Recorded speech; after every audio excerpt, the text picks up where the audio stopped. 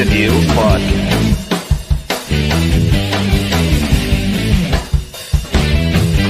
One handsome devil.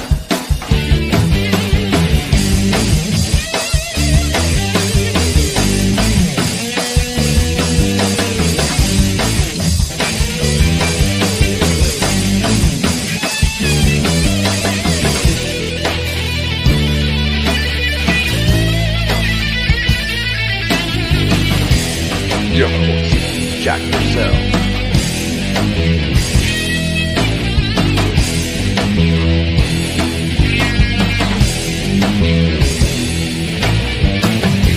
Scissor me, daddy ass.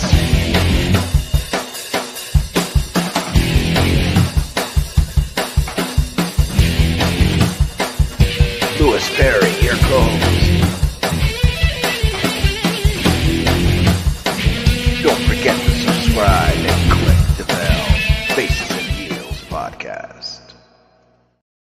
Welcome to the Faces and Heels podcast. We're celebrating Top Guy Tuesday, and there's no one else to do it with. And no, Louis, it's not just you. We've got the top guy, and if you don't know him, you're about to get to know him even better. We've got the Griffin McCoy with us. Oh, there he is. Look at that cat. You know, I was doing some research because I wanted to meet Griffin for a while, doing some research, and he's going to be making his debut in the New England area, and it's because of you. You know, and usually it's because of me. I'm pounding the pavement. I'm trying to get new people underneath my stable so I could actually say, hey, I want to be your manager, and I'm trying to make the money. I'm moving and grooving, being a businessman. But Jack, you pulled the wool over my eyes on this one. You did it. I didn't invite you to the Pro Wrestling Grind show so that you wouldn't get to meet Griffin McCoy with me, because I got to meet him in East Hampton, Massachusetts at the world famous Pulaski Club against Andy Brown in the match of the night. Yeah, but you know what? I sold his t-shirt right there. Look at that design. I designed it, so we cut you out the deal. Okay. Luckily, I got some other shit I'm drawing, so we're good. Yeah, so anyway, Eric Hunting comes in and says, good evening, my friends. Hey, you're not going to be my friend after this week's trivia. That much I can tell you. So, wow. Hey. Okay. Wow. Oh, my God. Whew. Louis, you're on fire tonight. I know. Coming off a good show last night with Emily, and it's just like a good show on Saturday with us at Super Saturday. I had a blast there. I got to look at some footage because you and Emily got some splaining to do. And could you believe, Griffin, if you had a tag team partner, right? Say you had two tag team partners, two different people that you work with. I work with three different people, and two of those three people got together and they kind of sort of had an interview. One person was interviewing the other person about you and what it's like to work about you. How would you feel? So I know that it definitely happens because I do have multiple tag team partners being part of Young, Dumb, and Broke. And I know for a fact that they have separate group chats with, maybe certain combinations or just like two of them or like maybe all three of them that definitely exclude me where they talk mad smack. So I know it happens. It happens definitely on a daily basis. And you know what? C'est la vie. I'm not going to concern myself with it. I know that when I roast them in my separate group chats, I know I'm roasting them even harder than they're roasting me. So you know what it is? I know what it is, Griff. Can I call you Griff? One first thing. I'm going to call you Griff. You know what it is? Because you and I are the whole effing show. We carry both our teams. I carry the entire Angry Geeks network on my back, and I'm sure you do everything the same for your guys. And, even I work with two beautiful women and this guy. So, you know what? I carry it all on my back, brother. We both got the guns. Show your guns. Show your guns. Show your guns. That's right. We both got the guns. We carry it on our back. Don't let the gray. Yep. Ooh. Look at that. Yep. That's right. And so it's like we got the guns. We carry it on our back. And of course, they got to talk smack. Anyway, it's not about me. It's about you tonight. Jack, take over. You took the words out of my mouth, brother. Well, so Griffin, thank you so much for being here because, it was really interesting that at Blitzkrieg and at Wrestling Open and at Pro Wrestling Grind, I have been able to, as a wrestling fan, have those great moments where I discover someone new whose work I wasn't familiar with. And that particular night at Grind, I really didn't do my homework. I didn't know enough about you. And the first time I ever got to see you live, when you came out to face Andy Brown, I wasn't sure it was going to happen because we've had Andy Brown on the show. I knew some of his work from California, and I kind of thought like maybe I had one too many beers before the show because I saw him come out in Springfield, Massachusetts. And I'm like, wait a minute, like this is a California guy, and I didn't know he was going to be there. And he ended up moving over to this coast. But when you came out, like I didn't realize like what a big dude you were, and I was like, oh, like this guy is gonna really give Andy Brown a run for his money. And I thought you were going to be the first guy ever at Pro Wrestling Grind to destroy one of the chandeliers, because I don't know if you remember, but at one point you did a dive to the outside off the top rope, and it wasn't just like a dive; it was like a launch. Yes. And I thought, oh my god, like I hope he doesn't hit the. But it was amazing, perfectly executed, and I mean, what a match! Like, how did you feel about that match? Like, had you faced Andy Brown before? No, that was a first time ever matchup. That's my first time ever like meeting the dude.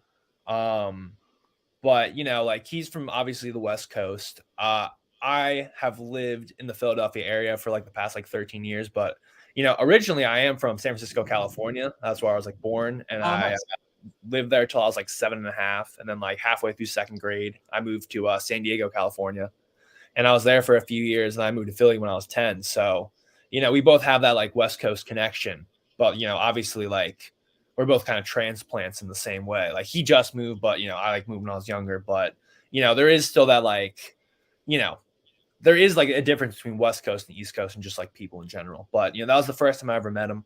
That I've been hearing about Grind, and I've had other wrestlers like O'Shea Edwards. He's I've known him forever. Great dude. And he actually put me on to them, was like, hey, like, they're doing Grind up here. Like I do this, like, maybe you should check it out. And like, I ended up hitting up the, Grind. And I mean, I think everyone knows that it's Rip Bison because, they like Andy Brown, like spilled the beans. Yeah. But, Andy Brown, I will say this about Andy Brown, he's a tough competitor, great wrestler, gave me a run for my money. I didn't win the match, but I'm going to come back to get that dub back, that's a guarantee. Nice. But Andy Brown, I got to spend the night afterwards, like hanging out with a bunch of the guys. And Andy Brown is, possibly one of the funniest people I have met. However, it is for all the wrong reasons. He is actually funny, and he says hilarious stuff. But oh my God, we have to be talking about some of the things he talks about in like a cave in the middle of the woods where no electronics can hear us because he's that funny. But no, we had a great match, and it was electric in the Pulaski Center.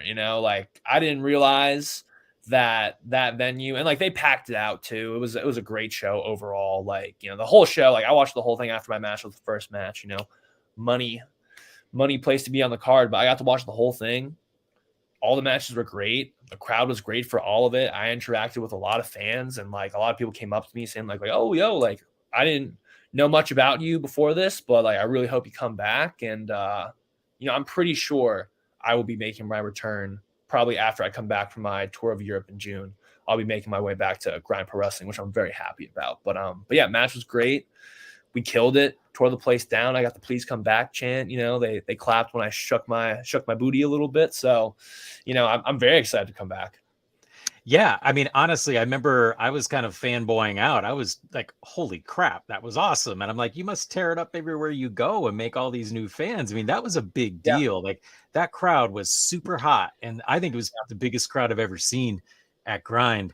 And they really responded to you, and you did get the "Please come back" chant, and that was for real. When that crowd does it, they mean it, because they don't do it with everyone. You heard, there were other people they didn't do it for. So that was awesome. Mm-hmm. And for me as a fan, man, that was like the icing on the cake. Like I was psyched because I know a lot of those guys, seen them wrestle, and then like for that match to open the show, it was outrageous. Yeah. Hold on one second. We have no. No. Yeah, no. I haven't seen it yet. You can't be spoiling it. My man John Cena, come on. Yeah. No. It's the movie of the year, right? Griff, I have a question for you. I usually save this to about near the end of the show or second half hour of the show, but because of your reception at the Pulaski Center, um, how did it feel the first time you walked behind the curtain and you seen someone holding up a sign for you?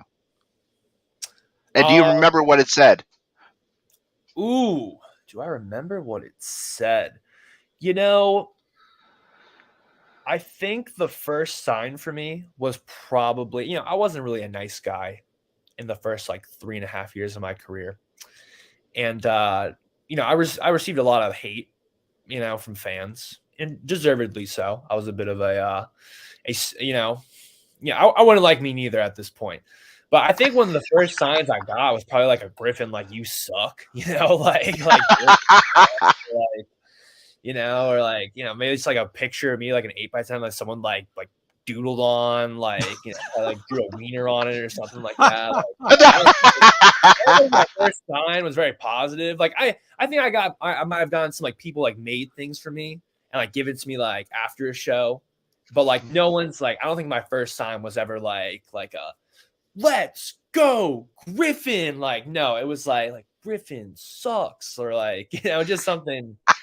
It just wasn't very nice in the beginning, but nowadays I get a lot of nice signs, which I love. I love signs, All right. Eric says the Pulaski lends itself well for wrestling, right? That was a great Yeah. Okay. with Yeah. with Yeah. I very think good words. I don't know if you drink bourbon or whiskey, but if you do, I'm sure you'll get along well with Rip and Andy. And I know there's often Jack and Cokes and that sort of thing happening after their matches at the Pulaski. So they make a mean Jack and Coke in case you didn't have one. Yeah, they were hogging it last time. They said they got like 2 bottles for like the weekend, and by the time we got there that night, there was like a quarter of one left. And I'm like, first time, I was raised to be nice and polite. I let them get their drinks. And, when I thought the time was right, I'm like, all right, like now's the time. Like, hey, like, can I get a little, bourbon? I love bourbon. I love whiskey. I love gin. I love tequila. I'm not a big vodka guy, but yeah, I'm like, all right, here's my chance to like, ask. And I look at the bottle and it's like bone dry. And then Andy's going like, yeah, like, we got 2 for the whole weekend. And we only had about like this much left when we got back here tonight. So I was like, dang. But next time I'm striking the iron while it's hot. I'm getting in there early.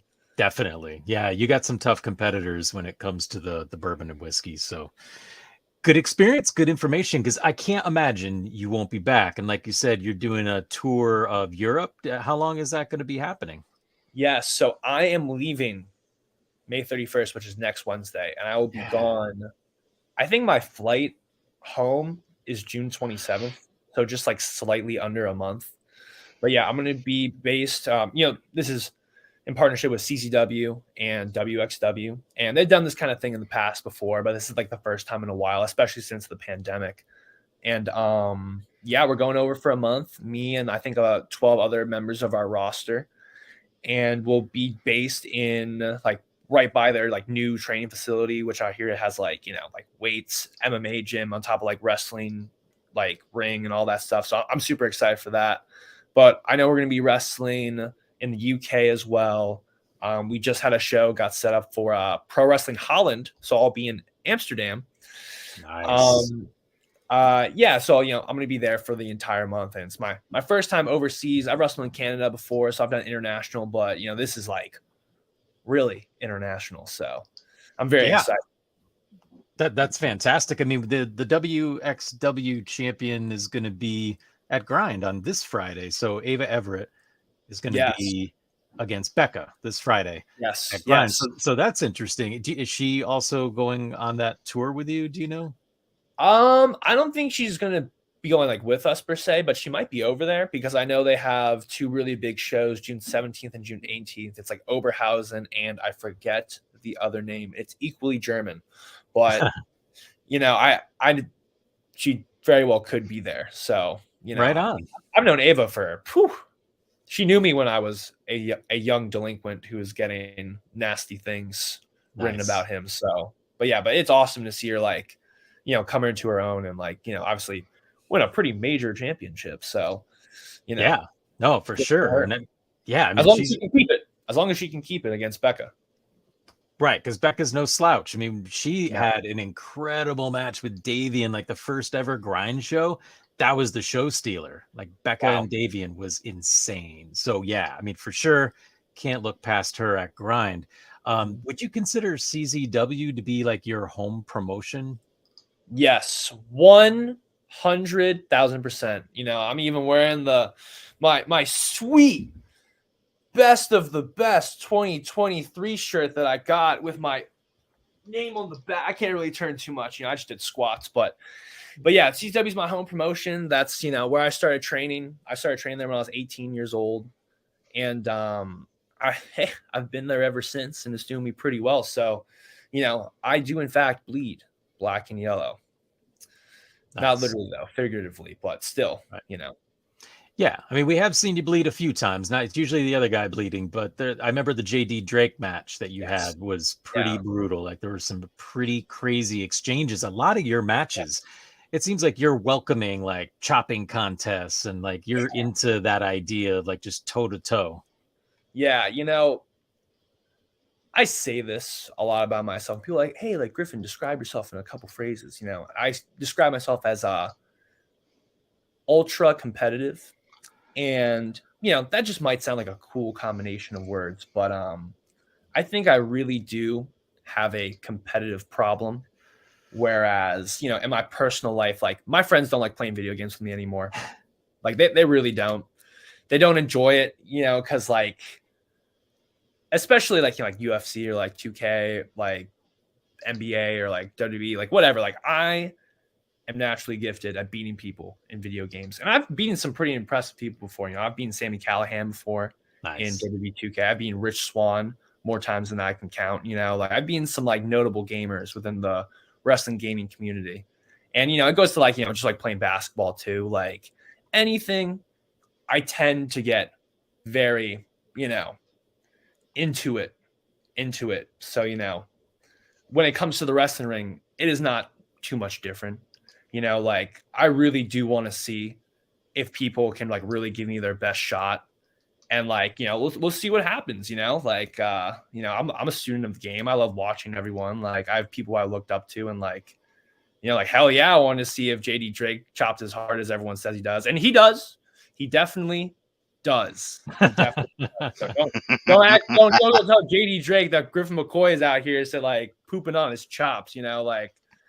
I'm good, but yeah, no, I love the physicality. Like I love getting in there and like, seeing who wants it more, because at the end of the day, like I think people really love to see, like when you're in the ring, they love to see the competition. I'm an entertaining guy. I love to entertain, but what's entertaining for me personally is seeing who can push themselves past their physical limits. Like who really wants it in this match, like that. I think those are the moments I love the most, because in those moments I shine, and in those moments I, more often than not, sometimes it bites me in the butt for show, but more often than not, I want a little more than the next guy.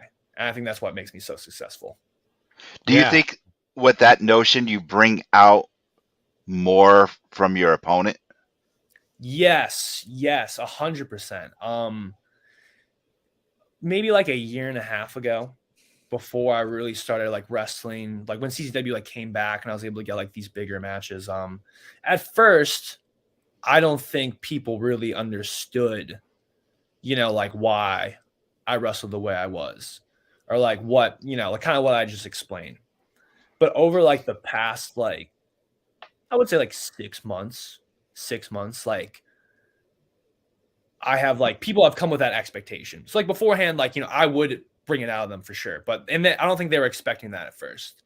But like over these past 6 months, like people I've like wrestled and like, people I've gone against, like they have that like idea that like, hey man, like I'm gonna get in there with Griffin and like we're gonna go. Like I can see it in their eyes now. You can't fake steak You know, you really cannot fake steak. Like when you see that in another person's eyes, especially another wrestler, like you know, and like I've been getting that. And they're like, but that's not like I'm not saying like I'm out here intimidating dudes, but like I think people understand like, hey, like I'm gonna give it, like me personally, Griffin McCoy is gonna give it literally everything because that's how I roll.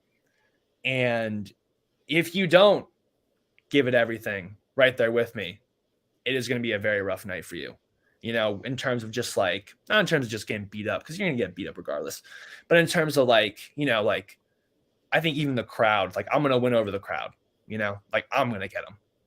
So like you need to bring just as much if you want to like, really make something special in the ring. And I think that's what works so well about me versus Andy Brown. Like I think we both went in there and we're like, I don't care if we're first match. I don't care if we're right after the, toilet break or like whatever that means. But like we are going to go out there. We are going to tear this house down. We are going to give these people something that they're going to want to see again. And from their response, that's what it seemed like. So, all right. Yeah. Jack, one of our favorite listeners, why don't you read this comment? Because I think it already happened. Okay. Eric Hunting says, from what I'm hearing, I would like to see Griffin face Alec Price. Mm-hmm. Well, 100%. Oh, yeah. It's funny. So me and Alec actually tagged recently, like semi-recently. Ooh. Okay. And at Jersey Championship Wrestling at the what's it called? The Showboat. I think this happened. I think this was like the day after January 1st this year. It was like that New Year's Eve weekend. And it was me and him versus Gabriel Sky and Austin Luke. And so, me and Alec, we had a great match. Like I've known Gabe Sky, Austin Luke, like pretty much my whole career. I've known Alec for like a little bit less time, but like, like we run in similar circles. So I know Alec. But we had our match. Me and Alec won. But as I hit my finishing maneuver, the sunset kick, the springboard off the second rope, enziguri to the dome, like Cody Rhodes' disaster kick. As I springboarded, you gotta let people know, man. So I don't want to get it twisted. But as I springboarded, Alec Price like tagged himself in, like that SOB. Yeah, that SOB, and I beat whoever I kicked in the face. I knocked him out. I was going to go for the pin. The ref was like, no way.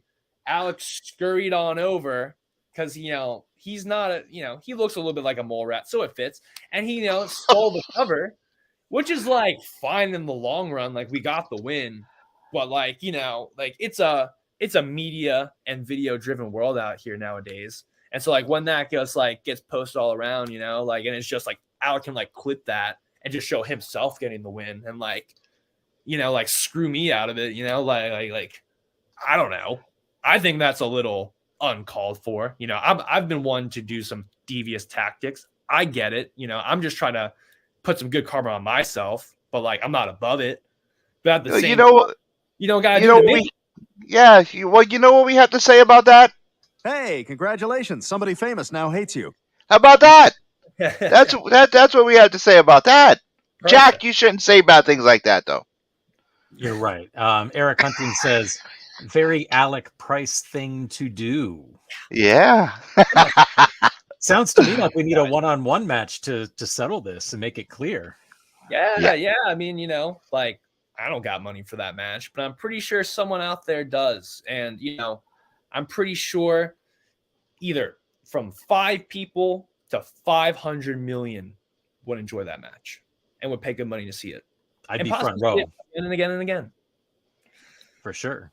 I mean, there's so many matches that there's a couple people I have to ask you about because I know you've been in the ring with some people who I think you would have an unbelievable one-on-one with, and I might have missed a few things along the way. But I know that you've been in the ring with Facade and I think it was like a 4-way dance of some kind. But have you ever had a one-on-one match with the Neon Ninja? I have never faced Facade one-on-one. I think I've been in a few multi-mans with him, but Facade is at one of like my regular promotions, Premier Pennsylvania Wrestling, which streams on Fight TV. Good little plug there. But yeah, so like, me and him are real cool. another guy I've known forever, great dude, you know, a true pro. But yeah, we've never had that like singles match. And like we've had those moments in the ring where like, you know, we've like really connected in there, and like, you know, when we go to battle, like people go like woo. So, you know, I'm very sure I will be wrestling that guy sooner rather than later. You know, we're just around too many of the same places together. I'm sure at some point, someone soon will go, hey, why not these two guys? And they're going to go, Absolutely. oh, why didn't I do that sooner? Yeah, no, for sure. I mean, it was kind of like when I was going back, I was just trying to make sure I caught as many of your matches as I could. And I thought, like, how the hell have these guys not fought in a one-on-one? And we've had Facade on a couple times, actually. And one thing we talked about with him and with Danny and Vita Von Star and Travis Huckabee and a lot of others is there some magnet that pulled you from San Diego to Philly? Because there's something about Philly that seems to breed great pro wrestlers. Yeah, you know, it's funny you say that. So, like, I was pulled against my will. It was for my dad's work, you know. However, like, you know, my other like group mates of Young Dumb and Broke, like Ellis Taylor and like Charlie Tiger, and then like another and you know, like extended YDMB member like Christian Robinson, who wrestles for like Unsanctioned Pro and has wrestled like GCW and stuff before. But you know, those are like my best friends, and like we all grew up like very close to each other. Like Charlie lives really 2 minutes away from my house. Wow. I mean, Ellis, he lives in Jersey now, but like his family's house is like the block over from Charlie's house. Christian Robinson, like we work out together all the time. You know, like I see Charlie all the time. Like there's like a lot of people who have like come from like Philadelphia or like even like our area, which is like so weird. And like obviously like Jordan Oliver, like, you know, it's one of my best friends. Like, oh, nice. He's from Newburgh, but like he came and moved to like with like Ellis Taylor, and like we all lived like right in the same area. So like, you know, even like still like we all kind of came up at like the same time, like all being from here. And like I really don't know what it is. You know, it might be something in the water. Who knows? But I don't know. I think at the same time too, like what gets a lot of people to stay in Philly and like maybe make it out, I think it's the fact that like there is this edge to Philadelphia. For sure. And I'm not saying like I live in an edgy place, you know, I live pretty cushy, but I think like just the general attitude of the city. And at first, do you think it's because of ECW back in my era? I think that has a lot to do with it too. Like, cause like, I think like, especially with ECW, like, obviously that's a little before my time. I'm 23 years old, but like, even still, like I know plenty of people who are just like, not even like total wrestling fans, but just like, they know I'm a wrestler and they talk about ECW too. And like, they talked about how like ECW, while it became such a big thing, it embodied Philadelphia, you know, like Philly is like in your face. Philadelphia is home to like, you know, like Philly is a little different. And I know that's such a blanket term, but like it is different, you know, like it's not like a New York City. Like I think New York City is just like, you know, thinking it's, you know, poop don't stink. I don't know if we can swear or not, but you're good. It's thing is it should don't stink. You know, like I got love for everyone from my boys from New York, but like I think Philly like really like just has a little bit of that edge where like everyone's an asshole, but everyone's good-hearted at the end of the day. But, you know, I think, but everyone just like there's no nonsense to Philly. You know, like people like they want matter of fact, they want straight up, and like especially like nowadays, like I don't think we live in a very like straight up world at all. But I think Philly is like a place where like people from here are like very straight up, like they're very to the point, and like I think that just makes you more of an not like aggressive in a bad way, but like I know dealing with other people, like I am like upfront to them. Like I do want my answers now. Like I do want to like get things done. And I think that's why like so many people who are creative from Philadelphia or like who just like come from Philly, like, you know, they just already have that built into them. And I think that's what carries them to like the success that they have, if that makes sense. Yeah, totally. No doubt. Because like I've gotten to go to a bunch of conventions for, you know, doing the comic book circuit and all that. And all the shows in Philly, it's funny. The fans are very upfront, and they'll tell you what they think. They don't mind telling you something that's negative necessarily, and they're not attacking you, but they're just telling you what they think, and they're organized too. And I Yeah. mean, I remember just having a blast, like finding these little bars, and just Mhm. people were friendly enough. Like you could talk to people, like if they knew that you were somebody who had an ECW shirt on and they're into wrestling, they'll start talking to you about it. And I just Yeah. found people there to be like not in a North Carolina way, but really friendly. And I had lots of fun in Philly every time I've got a chance to be there. We Yeah. do have a picture of Jack hanging out in Philly if you're interested. Oh, I would love to see that. Let's see it. Ah, with that. That was when Jack was in Philly. He had way too much fun. That was And yeah, once again, I mean, that Jack was just like Oh, hell yeah. having fun in Philly.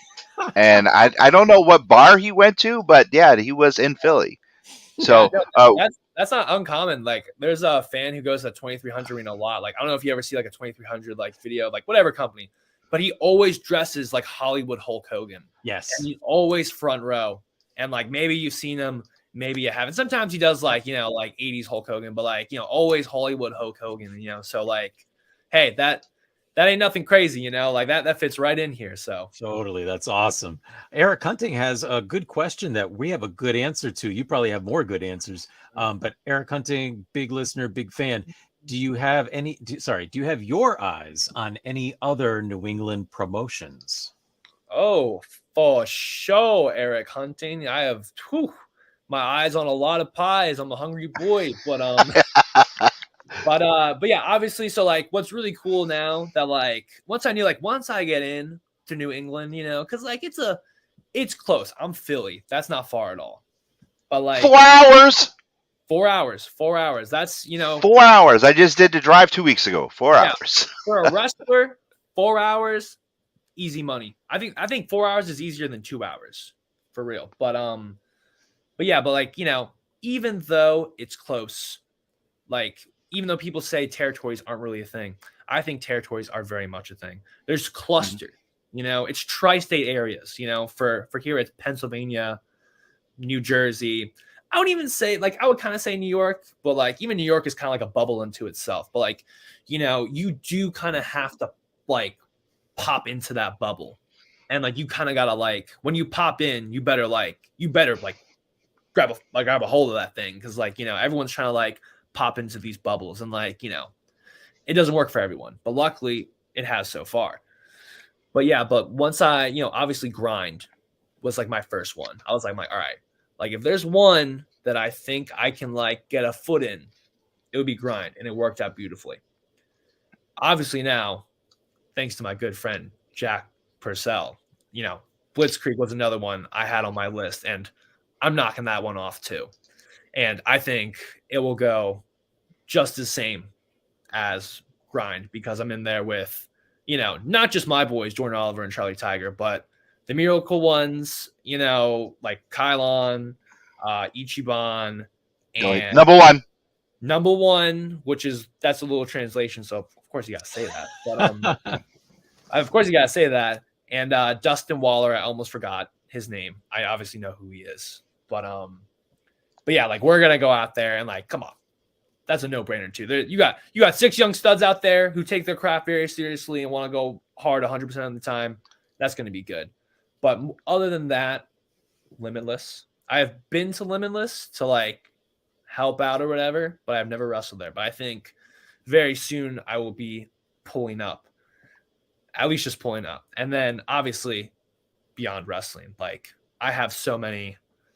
I mean, everyone has so many people who they know who have like gone through there, but like guys like Desmond Cole, guys like Gabe Sky, Tristan Ty above the rest. I even just wrestled. Who's it called? Fancy Ryan Clancy. We just had a match this past Sunday at NFW. So that was kind of a cool like little East Coast versus like New England right there. And we put on like a Matt Classic. We got in there. And we had a great match. So I know Wrestling Open, I think right when I get back from my tour, I'm definitely going to see what's up with like those two companies. And like Chaotic Wrestling 2 is obviously really good. I know there's like a couple more, but like I would like, Limitless, Beyond Wrestling, like those are kind of like the two biggest fish, as some would say. But yeah, those are the places that like now I'm trying to get into. But obviously, like we gotta walk before we can run, boys. Am I right? So we gotta make sure, I love grind. I definitely want to make that like, a priority if they'll have me. But yeah, like obviously grind, obviously blitzkrieg, and I think the rest will follow from there. I think it really will. I think if I just keep doing what I'm doing, keep getting people hype, getting people loving Griffin McCoy, it'll all come to pass. Not too I think it's inevitable. Like really, like when I saw you at that show, I was like, holy shit. Like I hope I get to talk to this guy. And luckily you were generous with your time. I got to talk to you a little bit. But like Wrestling Open to me, like Eric said, like you would be an amazing addition to Wrestling Open too. There's a special energy about those shows. Yeah, I was getting there. One of our partners. Yeah, no. Hang on. One step at a time. It's like the bat signal. Yeah. Right. But the thing about Blitzkrieg is that Jordan Oliver just debuted for the first time on that last show, and then you're debuting on kind of like their biggest show, like their WrestleMania. The Luau is the big show. So for you to, like the July 7th, I think it is. Yeah. That's let's go. Big one. Yeah. Andy Brown's defending against Anthony Henry. Your trios match is going to be insane. It's going to be killer. I can't say anything else about it. And but who knows if Jeremy's listening now and he wants to chime in, feel free. But a Pro Wrestling Grind, I would say it's impossible for you not to be there. And I'm just going to throw this out there because I know Rip watches and listens, but you against Ryan Mooney would be insane. Oh, yes, for sure. I don't know if have you ever faced him before? I've never faced him. I've known him for a bit, He was the first one to fall asleep. I'm just going to say that. But, now, thank God he did, because I need to fall asleep too. Andy Brown's keeping me up all night with these jokes, and God bless him that he did, because I would have fallen asleep so immediately. But yeah, no, I would love to wrestle Ryan Moody. I think, Griff versus Skyros. Yeah, I've known Skyros for a minute too, but I've never stepped in the ring with him either. So, that's another guy where like, Moon Knight. Yeah, Moon Knight. But you gotta get it. Don't be messing with Moon Knight. You gotta get a haircut, brother. I'm talking about the comic book character. Yeah. No, I know. But no, I've known those guys for a while, and like like not like too well, but just like you're in the business. People, you see people all the time. You see them at shows, but I've always been like, hey, I wonder if we wrestle, what would happen? So, I bet those will come to pass as well. Yeah, I have a feeling, and again, I got no crystal ball, but a pretty educated opinion that 2023 is going to be your year in New England, because it can't help but be. And Lewis keeps giving his little subliminal messages here. Blood, Sweat, and Tears is another promotion, man. I'd love to see you against Lucas Chase, who's the champion over there. Okay. And, all right. Yeah. Blood, Sweat, and Tears is one of our partners. So, I mean, you would be an addition. I know that Kevin and Harry are always watching the show. Dude, you would rock over there. Everyone that you had just mentioned are all on the BST roster. And you would be just phenomenal on one of their cards. And Eric says yes. See, Eric even agrees. Yes, for sure. You would be. And luckily, all these guys watch this podcast, so we know Kevin and Harry are listening. So Kevin, Harry, it's right here. Yes, definitely. I mean, he'll be like just tremendous. Oh, ladies and gentlemen, we all know what that is. It is time for Old School Trivia. Old School Trivia is brought to us by Alternate Universe LLC in Milford and New Haven, where tomorrow, Wednesday, is New Comic Book Day. Make sure you go in, talk to Eric, go to New Haven, talk to the guys out in New Haven. They have excellent back issues. They have graphic novels. They're 20 years plus in the business. Go there, get a sub. If you cannot go there, Eric will ship to you. Go there, tell them that you heard them on the Angry Geeks Network, Faces and Heels podcast, and let them know that they are Angry Geeks Network approved. It is now time for old school trivia. Griff, since you are the guest, you go first. And please, audience members, before you chime in, remember no Googling. This is for a no prize this week. Griff, you can answer first, and then Jack. Who is Chuck O'Connor? Oh, come on, bro. The question is, who is Chuck O'Connor? Is it Sir Oliver Humperdinck, Big John Studd, or Haystacks Calhoun? Once again, who is Chuck O'Connor? Chuck O'Connor. Can you put the options back up again? Sure. Is it Sir Oliver Humperdinck? Kind of looks like Jack's brother. Big John Studd. Big John Studd, or Haystacks Calhoun? We do got a comment coming in, and Eric Hunting jumping all over it immediately. But who is Chuck O'Connor? You know, I'm scared of AI, but I would really love AI to be here right now.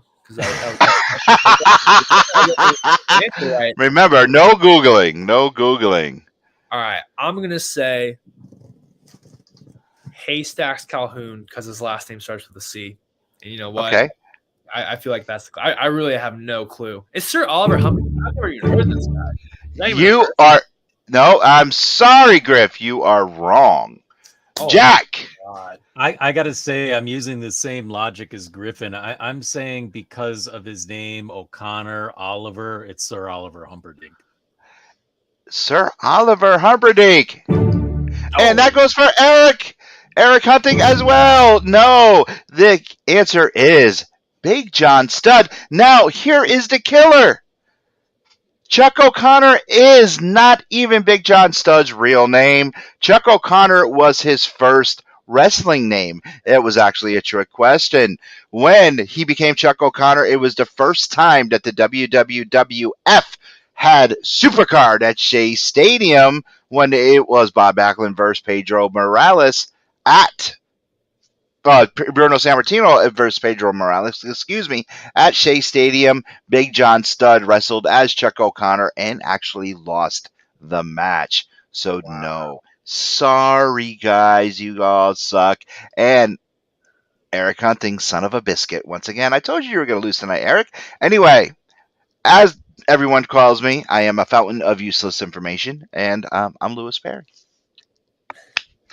Jack, once again, you suck. You're cementing that reputation. I know.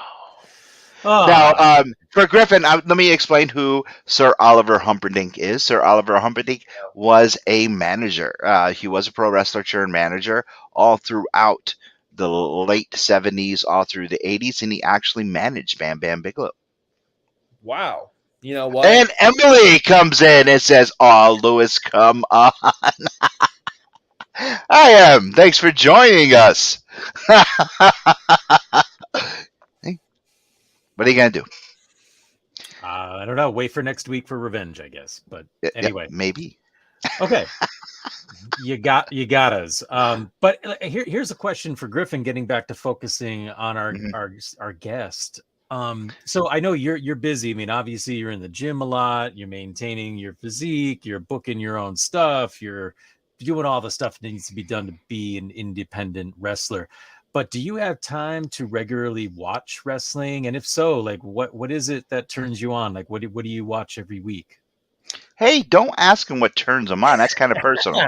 Yeah, I was about to say I had that in my mind, but I'm like, I'm gonna let it slide. I mean, we already talked about his mom being upset about the Twitter feed now, Jack. Come on. All right. So I'll choose my words more carefully. So. Yes, please. I know. Yeah, I know. Word to the wise man. My mom hates my Twitter feed. And not all the time, but like I think I've gotten like a lot better. But man, like she used to hate my Twitter feed. But regardless, so I don't get to watch, like I can't watch Raw. I can hardly even watch SmackDown, you know, to get my time to line up. Because, you know, I'll say this too. I'm a college student. You know, I actually just finished up my, you know, like I took a couple years off after high school. You know, I'm not a dummy either. I got all A's. I'm an honor roll. I was a former English tutor. Let's put that out there right there. Nice. But yeah, I took a couple years off after high school to pursue wrestling. It was going very well. And then the pandemic hit, and I was like, you know what? Might as well get my degree. So here I am in college. That's a really long-winded way to say that I don't really get to watch a whole lot of like television wrestling, you know? And, you know, some people be like, oh, Griffin, you should be watching. Isn't that where you want to be? And I'm like, at the end of the day, man, like, I don't want to watch anything that like is going to like taint how it influences like my thought process about wrestling. You know, like I'm at the phase where like, you know, I've just been like starting to find myself and like really hone down like who I am. So most of the stuff that I watch is the stuff that like, you know, inspired me early on and like continues to inspire me today. So like, you know, I love like Japanese wrestling is a very blanket term. And like, but you know, I love like 90s All Japan. Like obviously who doesn't love Kenta Kobashi, Misawa, Kawada, you know, even Taue. I love my dude Taue. And I love Jun Akiyama too. Evening to you too, Steven. But you're interrupting me. Yeah. But That's Stephen, Rhode Island's very own real life Peter Griffin. He actually really? had a throwdown with Solo Sequoia a couple weeks ago. We actually had the footage. Oh wow, send that to me later. But I will. I will follow him on Instagram. He's a good friend of the show. But yeah, So so like I watch like 90s All Japan. Obviously I love New Japan. New Japan's like Dream 1A and 1B is like WB obviously, but like New Japan, like obviously like Okada has been like a big influence of mine. it is man, Peter Griffin voice. Already. I got slab, brother. But yeah, but you know, I watch New Japan. You know, I love to watch like technical wrestling. Like, you know, I don't watch like just like World of Sport, but like, you know, I'll hone in on like particular wrestlers, you know. It's always kind of like a particular wrestler deep dive. You know, like recently I was on on a Bret Hart kick for like a hot minute where I was just watching like Bret Hart. You know, before I wrestled this guy, Kenta, maybe you've heard of him. But yeah, let the man finish. Yeah, Lewis, stop talking. But yeah, but before I wrestled Kenta, like Kenta was like my number one like watch all the time. Like I've loved him since I first like got into like Japanese wrestling. Like he's been like my dude, and like, you know, so blessed to wrestle him, and it was an amazing experience. And like that really is what like has like set me off in like the past few months. You know, like nothing that I'd be doing right now, I wouldn't be able to do it without him. But yeah, I was on a huge Kenta kick until I had to wrestle him. I got really scared. I'm like, oh my god, I have to wrestle this guy now. It's giving me anxiety. But yeah, so like I'll go on like kicks. I don't know what my kick is right now. I just finished up my finals like a week ago. Like it wasn't this past weekend, but the weekend before. And obviously, like this weekend, like, you know, I was just in Best of the Best. I'll plug it again. That's where I got this shiner from. Again, Hammer Fist in the Face by Fred Yehai. And then, you know, I wrestled Fancy Ryan Clancy. But yeah, so I haven't really like found my next kick yet. But I think when I go to Germany, obviously, like I'm just gonna go on to a deep dive of like whoever, probably just people I'm gonna end up like wrestling there, just like end up scouting like a bunch of people, like whoever like I end up facing, like just gonna do a bunch of that. And like, you know, I'm gonna be up there with like a bunch of other wrestlers who are like my friends and stuff. And you know, I love seeing what other people are into, because like, you know, like we all have our things we watch. Like I know, like, you know, when it comes between like maybe picking a new movie that's like kind of adventurous and like watching Goodfellas for like the 500th time, you know, I'm a sucker for Goodfellas. So like I'll go back and just like watch that, you know, or like I'll watch like another Martin Scorsese movie. But you know, when you go and like watch wrestling with other wrestlers, I think like that's what's really special, because you get to see like what they're into right now, or like what they find like really awesome, you know, like even my boys, Ellis Taylor, like, you know, I popped over one day to hang out and they were watching like really old, like mid-Atlantic wrestling,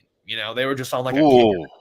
And so like, we just spent like 4 hours watching like I would watch like matches that I found on YouTube, but like when you watch that show, like we were watching like episodes, like Mhm. episodes like plopped in the middle.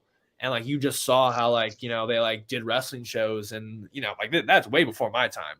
So just like seeing like how that is and like seeing like how like, it's not really different from like what we're doing now. Like obviously a bunch of like things have changed, the wrestling style has changed, but like at the end of the day, like, like wrestling on TV has always been like either people talking, fighting, doing like crazy stuff, like it's always kind of like, had that kind of like general outline.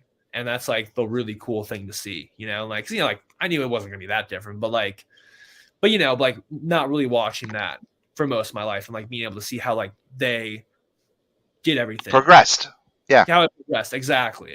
So, like I think that's what's just really special about like just hanging out with like other wrestlers, just really just like, broadening your mind and seeing like just like the universe of like wrestling content and like history that's out there. Like I'm gonna look up Sir Oliver Humperdinck, like maybe I'm gonna look up like Sir Oliver Humperdinck while I'm doing like this 8-hour plane ride over to Dusseldorf. So, All right. My last question for the night: did the dojo find you, or did Griffin find the dojo? Look at that smile! Wow, I like that. I mean, that's a good question, man. Like, I guess we found each other. We found Okay. love in a hopeless place, but I guess it found me in the sense that like like my friends were like the ones who were like, and specifically it was like Jordan Oliver. He like sat me down one day in Ellis Taylor's basement and was like, "Yo, man, like you say you want to be a wrestler. We're all go doing that. What's your excuse? High school?" And I'm like, mind you, like, well, it's just like dropped out of high school, like he's doing well, so it doesn't matter. But like, Jordan was already like out of high school. Like, I went into a college preparatory school. Like, I'm a good student, you know what I'm saying? So like, but but they were right. Like, like what's my excuse? So it was kind of like, it was that hero's journey. Like, it's the call. And you know what? I answered the call. So, Yeah. I guess it was like a halfway. Emily says, "Better love story than Twilight." Glad she said it. But speaking of your match with Kenta, that match was killer. My son, who's about to turn 16, would say that match slapped. That would be his reaction. Sounds so dumb when I say it, but that was really a masterpiece, man. What a match! Yeah, no, it was awesome. You know what? You used slapped correctly. It's like that match slapped. And you know what? I will agree that match slapped. But that's the first time I ever heard that. I'm glad I can pull it out of you. That's the first time on the show. Let's go. That's the first time. I mean, when I heard slap, my mom, it was my mom or dad. I'm gonna slap your ass. I'm gonna slap you, and it's me saying to the kids. It's not. I never heard that before like that. Welcome to the 21st century, Lewis. Yep. Oh my God. I've been on the receiving end of that of the slaps phrase as well, but luckily nowadays times have changed. So, but yeah, I got slapped a bunch in that Kenta match. I got the shit slapped out of me. But you know what? At the end of the day, yeah, you should start saying that. Slaps. Like it's fun to say, all the cool lingo. It's just fun. It rolls off the tongue. But yeah, like. And that was a match too where, like the first thing I did was like slap Kenta in the face and like, who do I think I am, pal? That guy, but yeah, but like, I think that's like, especially like that match, like, obviously like that, they're going to like talk about that far down the line. Like, oh, this match with Kenta, like I knew it right there, Griffin McCoy, but as they should. But I think like that perfectly encapsulates who I am at the end of the day. Like I did not get in this business to like I understood like the second I stepped in that ring, even though I was 18, I was way too sure of myself, and like I still am. But like, at the end of the day, like when you step in that ring, like you are not friends. Like you have no friends when you step in that ring. Unless you're in a tag team match. But even at the same time, like even with Alec Price, like that dude wasn't my friend in the match. Like I won the damn thing. But especially when you wrestle like someone you looked up to, and like I looked up to Kenta big time, like huge, and like I still look up to that guy, but it's different now. There's like a level of like Respect for show. I always hope, I know there's a little respect right there, like because I went in there and he was just another wrestler, whoever it is, like whether it's Undertaker, whether it's John Cena, like I 100% believe whoever I get in the ring with, I'm going to have to kick their ass a little bit. And it might not work out for me all the time. I'm going to get my ass kicked, but it's really not about that. It's the fact that I'm going to go in there. I'm going to kick you in the face because that's what I do. I cannot change my moveset now. I kick people in the face.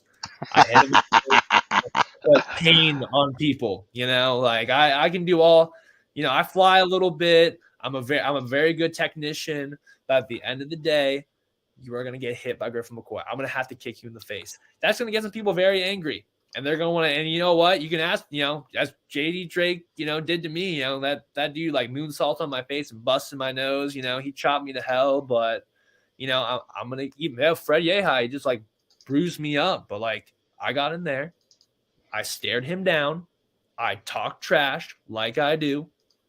And I kicked him in the face. That's what I do. I go in there, whoever it is, I'm going to compete. I have to. What else am I going to do? Like if I want to be world heavyweight champion of the world, WWE champ, or IWGP heavyweight champion, because like that's what I want to do. Like I envision myself going there. Like I have every plan, knock on some wood, for your brother. But, unless something happens out of my control, like I'm going to be there. And if something even happens out of my control, I'll strap a prosthetic leg on, like I'll make it work. Jeez. The Texas tornado did it. Like, hell, man.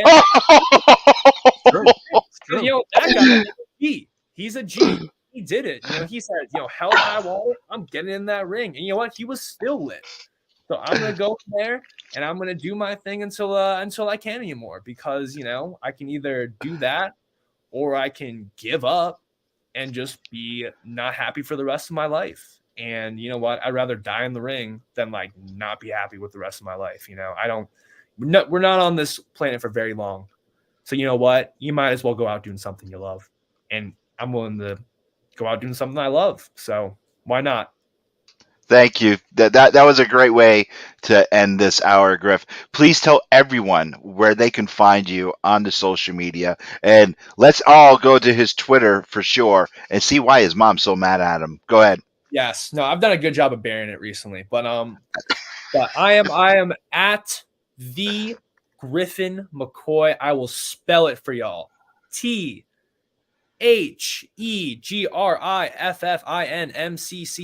It's all lowercase, made it real easy for you. That's for Twitter and Instagram. I have a Facebook. It's Griffin McCoy. I am very bad at posting things on it, but I would highly suggest that if you have any booking inquiries whatsoever, reach me on Facebook. I do have an email as well. It's griffin.mccoysf, but that's a little harder to remember. griffin.mccoysf@gmail.com. If you just go to my social media, like I'm going to have my email link there anyways. You know what? We live in a 21st century world. You're on Twitter, regardless. I don't care who you are. You're on Twitter. You're looking up something. Even though you're in the carpentry, there's carpentry stuff on Twitter. Come on. Who are we kidding nowadays? Just hit me up on one of those. Find me on Facebook. It's Griffin McCoy. It's right there in the bottom left of my screen. You guys can spell. Yeah. Griffin, hang out for a couple minutes after we sign off. Jack, please tell everyone where they can find you and get some terrific artwork. You can He's worse than me. You can find me at Jack Purcell Inc. INK. Jack Purcell Inc. I'm on Instagram and I'm on Facebook. Hit me up there if you're looking for commissions artwork. I got a couple appearances coming up that we'll be talking about. And really quick, next week, we've got an interesting Kickstarter project called Mother Trucker. It's a pro wrestling comic book. So if you're into wrestling and comics, make sure you're tuning in next week for that. Yeah, Griffin, thank you so much for being with us. I'm going to give Lewis the floor in a second, but if you have 1 minute, hang out after we sign off. Yes, I do. And you can find me each and every Monday night with that Wonder Woman, Jamie Dolan, and Emily May, a.k.a. Quinderella, on the Angry Geek Show. Every Tuesday night, you can find me right here with my tag team partner like no other, my brother from another mother, the one and only ink-slinging Jack Purcell on the Faces and Heels podcast. You can find this all on the Angry Geek Show network. Just go to the website. We got a whole bunch of stuff there. Links to both the girls' cosplay page. Just go there. You can buy t-shirts there, all our swag, Jack's Patreon, Jack's artwork. Everything that you can imagine is there. Go to links to all our social medias, both the girls' websites and their social medias. And if you don't know what I'm talking about, well, you can also go to Roku and to Amazon, look up Pod TV, and we're international there, baby. That's right, because we are the Towers of Power. We're too sweet to be sour, and we're funky like a monkey. But yeah, here's an ad.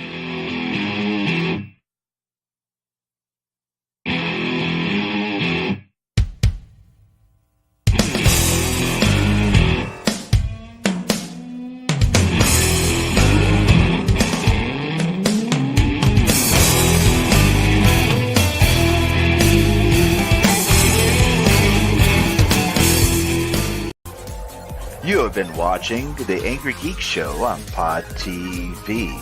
Visit our website today. And for guest bookings, email us at theangrygeekshow@gmail.com today.